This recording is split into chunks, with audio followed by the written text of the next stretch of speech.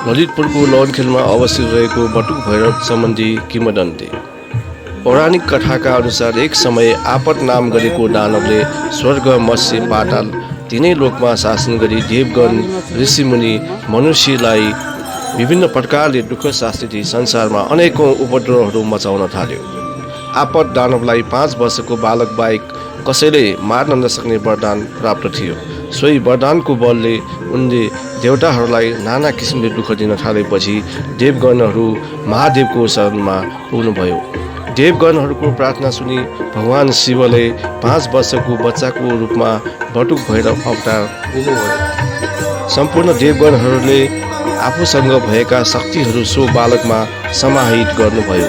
सोही 5 वर्षको बालक बटुक भैरवले आपत नामको